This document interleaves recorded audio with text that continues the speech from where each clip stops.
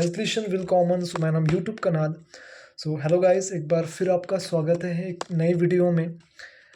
ये जो वीडियो है ये हमारे Ausbildung सीरीज़ का पार्ट 2 है। अगर आपने Ausbildung पार्ट 1 अगर नहीं देखा है तो आप पहले उसे जा कर के देख लीजिए। मैं आपको मेरे डिस्क्रिप्शन में उसका लिंक दे दूँगा, आप इजीली वहाँ पे जाके क्लिक कर सकते हैं। तो आज का जो वीडियो है गाइस, इसमें हम डिस्कस करने वाले हैं Ausbildung की सैलरी को लेकर के, देन Ausbildung के क्या पैटर्न्स होते हैं उनको लेकर के, और अभी रिसेंटली 2024-2025 का रिसेंटली जो Ausbildung डाटा है उसको हम देखेंगे। और Ausbildung कितने साल की होती है हम उसके ऊपर भी डिस्कस करेंगे। और लास्ट में जो Ausbildung का कॉन्ट्रैक्ट होता है वो मैं आपको दिखाऊंगा कि वो दिखता कैसे है मेनली। तो चलिए कहीं स्टार्ट करते हैं। सबसे पहले Ausbildung के बारे में मैं कुछ बताऊँ, इसके पहले आपको ये बात जान लेनी चाहिए कि जर्मनी में Ausbildung इतना पॉपुलर जो है ये क्यों होने जा रहा है। अभी आप देखेंगे कि अभी मतलब 2025 में कई सारे स्टूडेंट्स जो हैं वो Ausbildung के लिए यहाँ पे आ रहे हैं। और Ausbildung वीज़ा ये एक काफ़ी पॉपुलर वीज़ा है जर्मनी का, जिसमें आपको ना कोई ब्लॉक अकाउंट की ज़रूरत पड़ती है, ना ही आपको कोई डिग्री की ज़रूरत पड़ती है, और ना ही कोई आपको वर्क एक्सपीरियंस लगता है। सिर्फ आपको एक ही चीज़ ये लोग मांगते हैं, वो है जर्मन लैंग्वेज। और उसका पीछे भी एक रीज़न ये है कि आपको जर्मन आनी चाहिए, क्योंकि अगर आप Ausbildung के लिए अप्लाई कर रहे हैं तो जो आपकी Ausbildung होंगी, जिस कंपनी में आप काम करेंगे, तो वो कंपनी जर्मन कंपनी रहेंगी, जहाँ पे आपको सारे इंस्ट्रक्शन वगैरह जो है वो जर्मन में ही समझने पड़ेंगे। तो इसलिए आपको एटलीस्ट B1 लेवल तक की जर्मन आपको आनी चाहिए, ताकि आप Ausbildung वीज़ा के लिए आप इजीली अप्लाई कर सके और आप कॉन्ट्रैक्ट भी आपको इजीली मिल सके। तो अभी गाइस अगर मैं बात करूँ जर्मनी के यूथ पॉपुलेशन की, तो जर्मनी का जो यूथ पॉपुलेशन है ये सिर्फ 10% है 2024 के डाटा के हिसाब से पूरे ओवरऑल कंट्री के पॉपुलेशन का। इस चीज़ से अगर आप समझ पा रहे होंगे तो ये किसी कंट्री के लिए काफ़ी चैलेंजिंग बड़ा हो जाता है कि भी उस कंट्री की इकोनॉमी को स्टेबल रख पाना, उस कंट्री का जो एक इंफ्रास्ट्रक्चर है उसको मेंटेन रख पाना। इसीलिए जर्मनी जो है वो ये चाहता है कि अदर कंट्री से जो यूथ है वो उनके कंट्री में आए, उनकी कंट्री में काम करें, और उनकी जो इकोनॉमी है उनको उसको स्ट्रॉन्ग करें। तो इसीलिए जर्मनी धीरे धीरे कई सारी स्कीम्स लॉन्च कर रहा है, जिसमें से Ausbildung वीज़ा ये भी एक स्कीम का ही ये पार्ट है। और अभी 2025 में ये जो वीज़ा है इसकी डिमांड जो है ये काफ़ी बढ़ चुकी है। जहाँ पे आपको मतलब पहले जो था वो सिर्फ A2 जर्मन सीख कर के भी लोग यहाँ पे आ रहे थे जर्मनी इस वीज़ा से। लेकिन अभी जो है गवर्नमेंट ने B1 जो है वो मैंडेटरी कर दिया है, और कुछ Ausbildung में तो आपको B2 तक की भी जर्मन आपको शो करनी पड़ती है।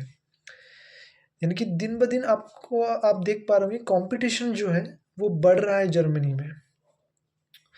और Ausbildung जो होती है गाइस ये बेसिकली 2 टाइप की होती है। अगर इसके बारे में मैं आपको बताऊँ तो 2 टाइप की Ausbildung होती है। सबसे पहली जो Ausbildung होती है वो है Dual Ausbildung, और दूसरी होती है Schulische Ausbildung।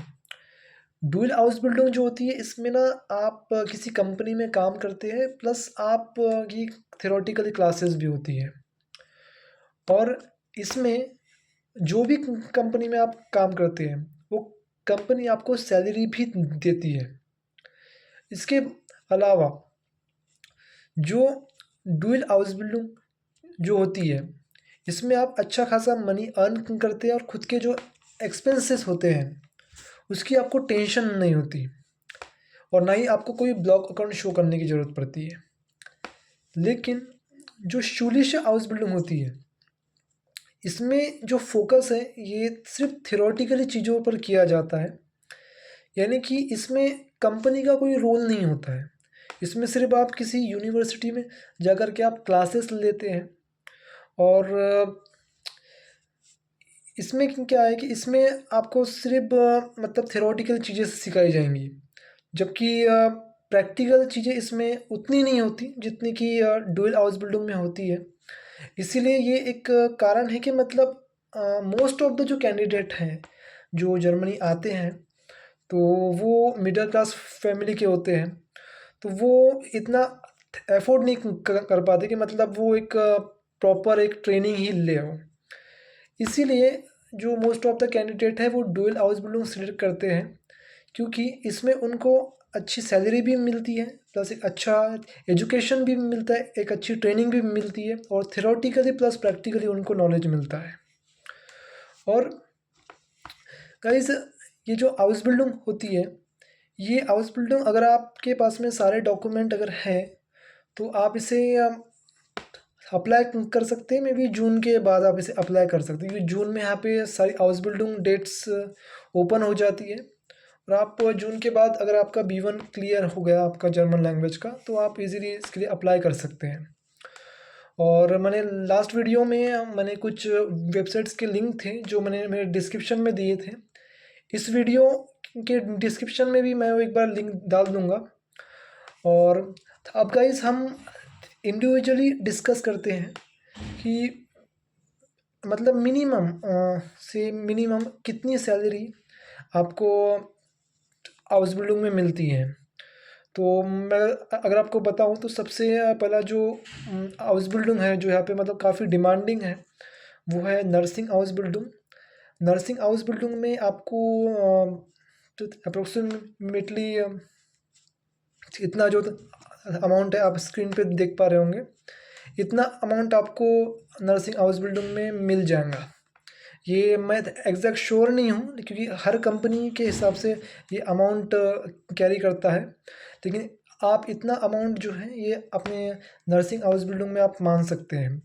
इसके अलावा है IT सेक्टर, इसमें इतना। और इसके बाद है फिर कंस्ट्रक्शन। कंस्ट्रक्शन में अप्रोक्सीमेटली इतना अमाउंट आपको मिल सकता है। और इसके बाद है फिर होटल मैनेजमेंट और कुक। अगर आप इसमें हाउस बिल्डिंग करना चाहते हैं तो इतना अमाउंट आप मान सकते हैं।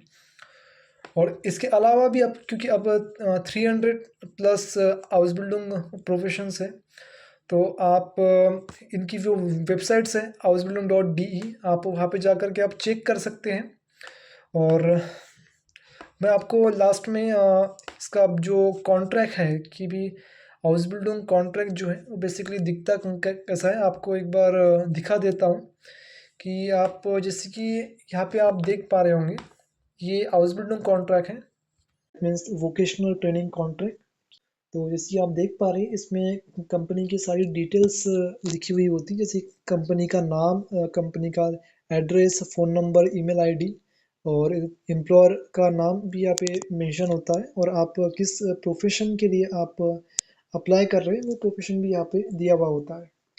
और इसके बाद जो आपकी हाउस बिल्डिंग है ये कितने साल की है, 2 इयर्स 3 इयर्स, ये भी यहाँ पे आप देख पा रहे हो। 36 मंथ में भी 3 इयर्स के आसपास आपकी हाउस बिल्डिंग है। ये सिर्फ एक फॉर्मेट है जो कि मैं आपको दिखा रहा हूँ। और यहाँ पे बिगिन आर्म और एंडेड आर्म, इसका मतलब है कि हाउस बिल्डिंग कब शुरू हो रही है और कब हाउस बिल्डिंग ख़त्म होंगी, ये भी टाइम भी यहाँ पे लिखा हुआ होता है। और जर्मनी में एक चीज़ जो है जो कि काफ़ी कॉमन है वो होता है प्रोबेसाइट, जिसे हम इंग्लिश में कहते हैं प्रोबेशन पीरियड। और यहाँ पे आप देख पा रहे होंगे कि प्रोबेशन पीरियड जो है वो उसमें 4 मंथ के ऊपर क्रॉस किया हुआ है, यानी कि इस हाउस बिल्डिंग का जो प्रोबेशन पीरियड है वो 4 मंथ का होगा। और इसके बाद अगर आपको मैं दिखाऊँ तो यहाँ पे लास्ट में दिया हुआ है कंपनी की सैलरी जो है कंपनी कितनी दे रही है। जैसे कि 435 यूरो है, ये फर्स्ट ईयर में सैलरी है।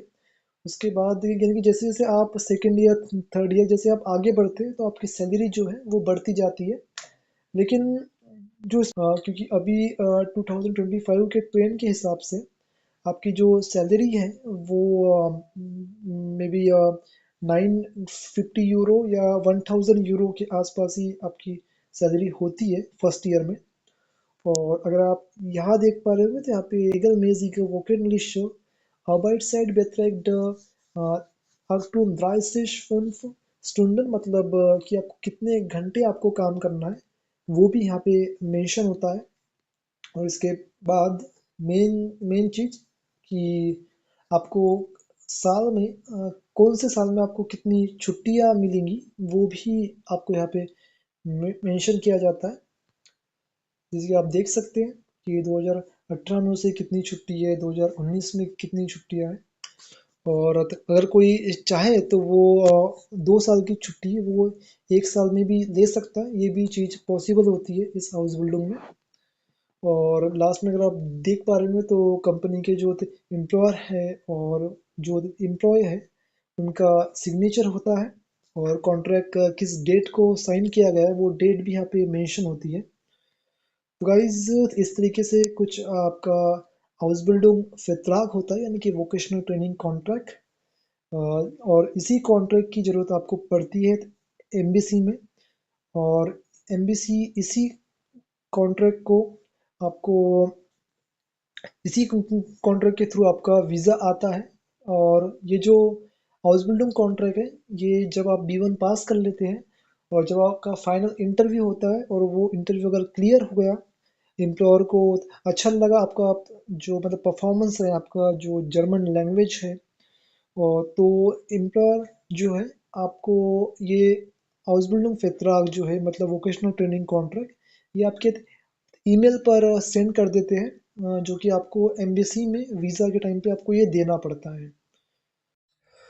तो गाइज़ जैसे कि अभी आपने देखा, सेम इसी तरीके का हाउस बिल्डिंग कॉन्ट्रैक्ट जो है ये जब आप आपका जर्मन लैंग्वेज जो है ये कोर्स कंप्लीट कर लेते हैं और आपका जो फाइनल इंटरव्यू कंडक्ट होता है आपके एम्प्लॉयर के साथ में, और उसमें अगर आप पास हो जाते हैं और आपका जो एम्प्लॉयर है जर्मन एम्प्लॉयर वो आपको लेने के लिए राज़ी हो जाता है, तो आपको इसी तरीके का कॉन्ट्रैक्ट जो है वो आपके ईमेल आईडी पे सेंड कर देता है। और इसी कॉन्ट्रैक्ट की जो ज़रूरत है ये आपको वीएफएस के टाइम पे पड़ती है। वीएफएस में आपके सारे डॉक्यूमेंट ऑब्वियसली बात सारे डॉक्यूमेंट आपके एकदम प्रॉपरली चेक होते हैं। लेकिन जो आपका वीएफएस के टाइम पे जो हाउस बिल्डिंग कॉन्ट्रैक्ट है और आपका लैंग्वेज सर्टिफिकेट है, तो इसको वो काफ़ी ध्यान से चेक करते हैं, क्योंकि इसमें वो कोई भी मिस्टेक्स को वो बर्दाश्त नहीं करते। क्योंकि मुझे याद है कि मेरा जो लैंग्वेज सर्टिफिकेट था तो उसमें मेरा पासपोर्ट पे जो नाम है वो है ऋतिक गोपाल गुप्ता, और मेरा जो जर्मन सर्टिफिकेट के ऊपर नाम था वो था ऋतिक गुप्ता। तो मुझे 3000 रुपीज़ दे करके मेरा वो नाम जो है वो पासपोर्ट के अकॉर्डिंग करना पड़ा था। तो आप आपके जो कॉन्ट्रैक्ट है, आपका जो लैंग्वेज सर्टिफिकेट है, इसको आप अच्छे से देखें। और जो आपका कॉन्ट्रैक्ट है उसको आप उसकी लैंग्वेज जो है एकदम प्रॉपर जर्मन होती है, may be C1 C2 level की। तो हो सकता है कि कुछ टर्म्स कंडीशन जो है वो कुछ रूल्स है जो आपको समझ में ना आए, तो आप आपके लैंग्वेज टीचर की मदद ले सकते हैं। और या तो फिर आप गूगल ट्रांसलेशन का भी यूज़ कर सकते हैं, लेकिन आप कॉन्ट्रैक्ट को अच्छी तरीके से समझें और उसके बाद ही आप उसे साइन करके अपने एम्प्लॉयर को सेंड करें, क्योंकि आपको कॉन्ट्रैक्ट जो है वो साइन करके अपने एम्प्लॉयर को सेंड करना होता है। तो बस यही आपका कुछ प्रोसेस होता है लास्ट में। और अगर आपके सारे डॉक्यूमेंट क्लियर हैं और आपकी वीएफएस अपॉइंटमेंट जो है ये सक्सेसफुली हो गई है, तो may be one one month या 1.5 मंथ में आपका जो वीज़ा है ये आपको मिल जाता है। और आप फिर आप जर्मनी आप आ सकते हैं। और गाइस अगर आपको ये वीडियो जो है ये हेल्पफुल लगा होगा, अगर आपको अच्छा लगा होगा, तो आप इसे लाइक कीजिए, सब्सक्राइब कीजिए। और अगर आपके कोई कुछ डाउट होंगे इस वीडियोस के रिगार्डिंग, तो आप मुझे कमेंट में लिख सकते हैं। आई होप कि मैं उस हर एक कमेंट का मैं जवाब देने की कोशिश करूँगा। और तब तक के लिए गाइस मिलते हैं नेक्स्ट वीडियो में। ऑफ विडर्स हैं।